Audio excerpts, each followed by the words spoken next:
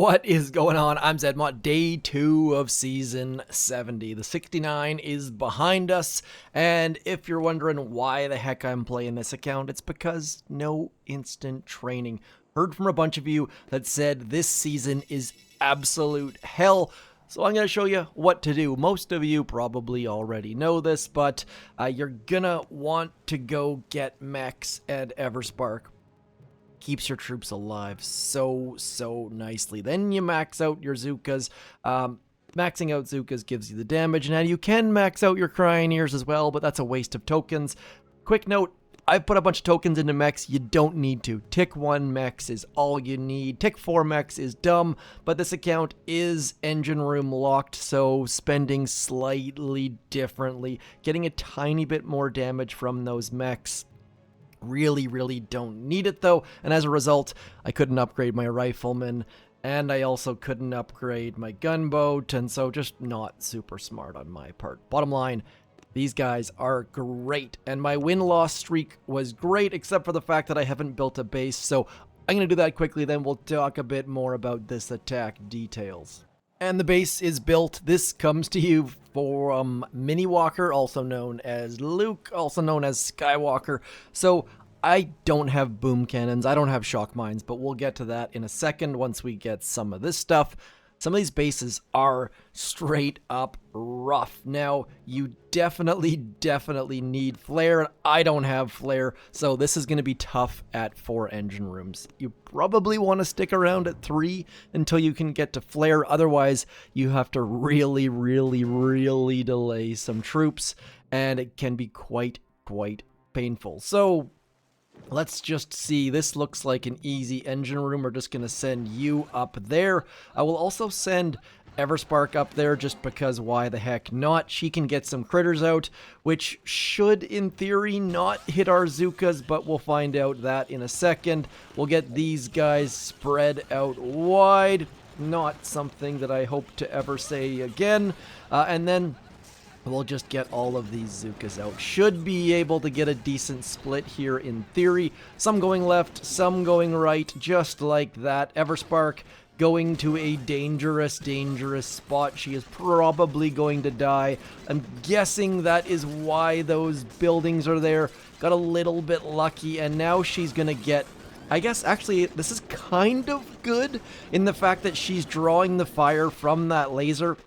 She is clearly not gonna live all that long though, and we have no other use for our GBE, so we're just gonna pump out some critters the second we can, hoping that those critters are gonna stick around. And this is one thing that's super important to keep in mind when you're dealing with lasers. Lasers lock on to one target until that target is dead.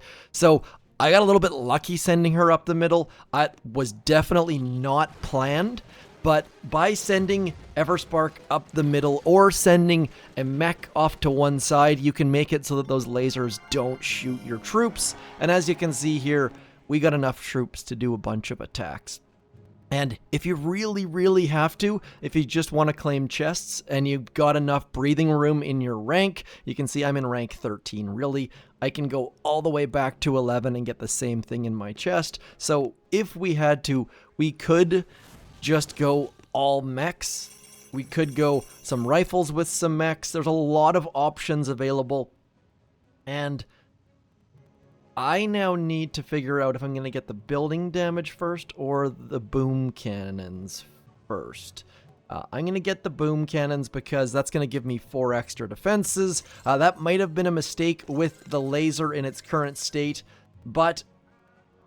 And by the way, the fact that you can go up through mortars to get past the flare is... I told you not to go to 4 until you had flare, as if flare was in 4, but I think you guys get my drift of what I'm trying to say there. Now, this is something that comes up every season, where there's usually a path where you can keep playing and it's not super duper awful.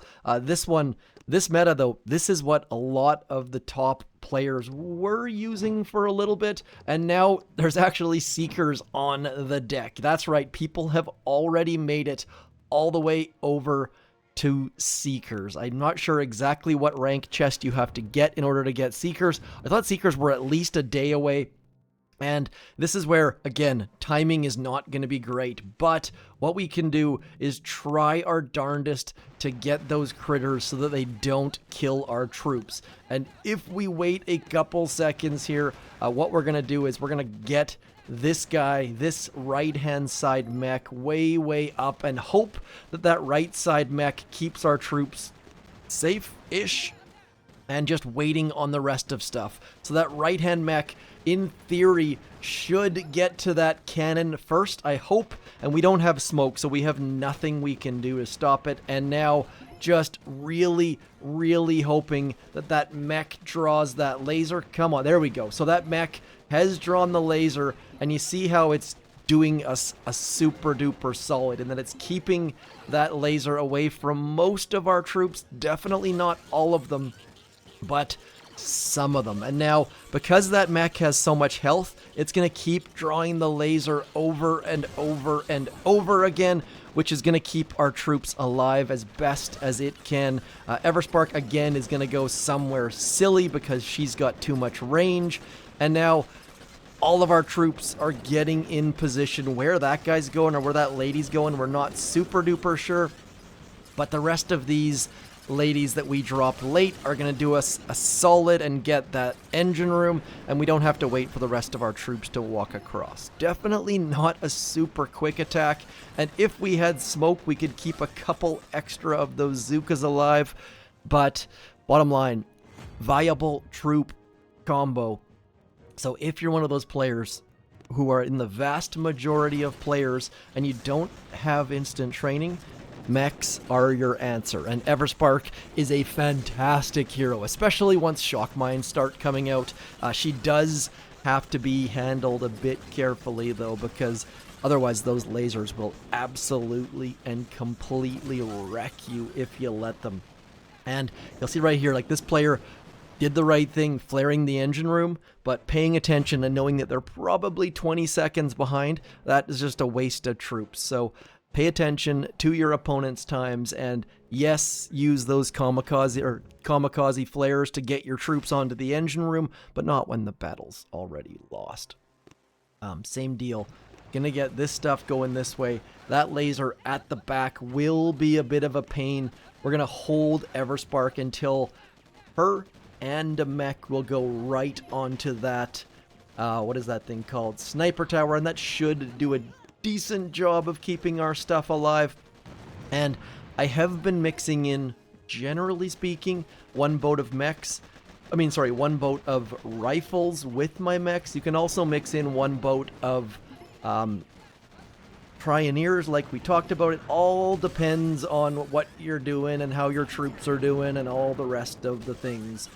A couple of those critters did go forwards, which is going to pose a giant problem for us.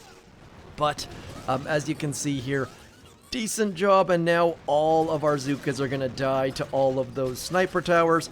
Not all, but a decent number of them. But on the plus side, we did get a couple buildings down, and I've seen a couple engine rooms that have been right there, which is just straight up awful sauce. So, not applesauce, but awful sauce. And out comes some more critters, hoping desperately that our troops get through that laser.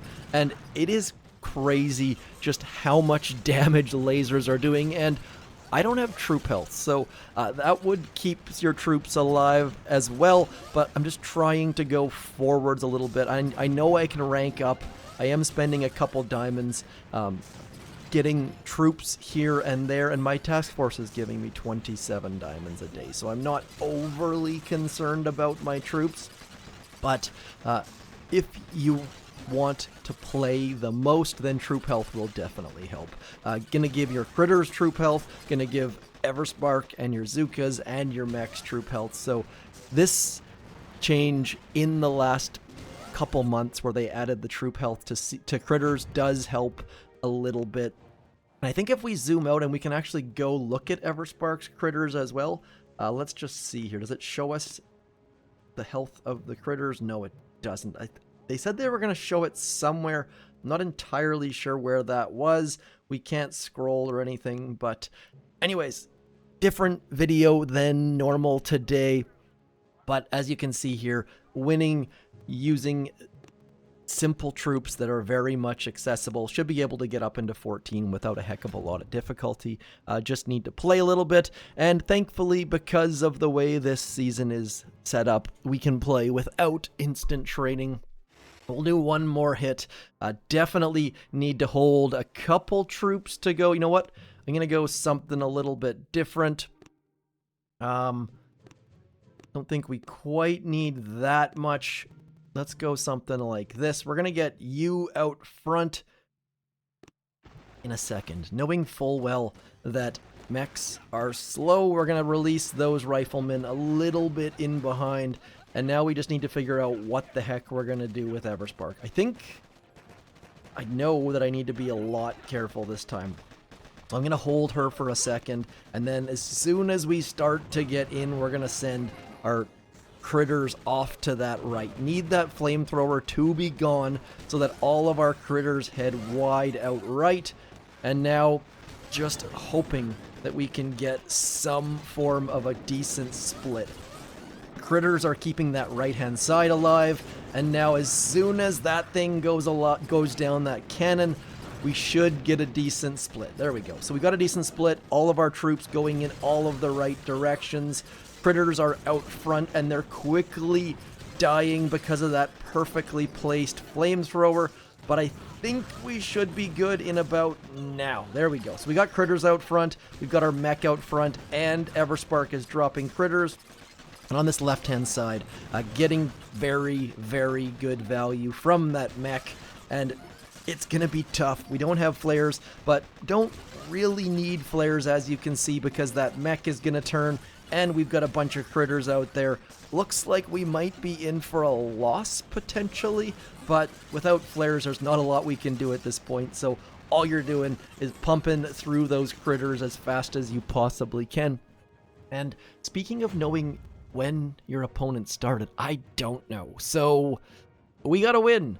We gotta win. We're moving on up, and progress, progress, progress. So build a decent base, get yourself some troops, and probably would be smart for me to get troop health with that next rank chest just to keep some of my Zookas alive. But defense is working really well right now, and you'll see right there, I'm not going to have enough keys for shock mines. So that's where it's going to come down to troop health. I mean, I can't get building damage, I can't get shock mines, and I don't want to wait an hour and 35 minutes, way too long. So we'll rank up into 14, and hopefully this has given you some food for thought. Every season, the Supercell team gets some flack, and this one I feel like it's unfairly given because there's a lot of options for winning and for playing without instant training. Anyways, that is all for me. Like, share, subscribe. Talk to you soon. I'm Zedmont. Peace.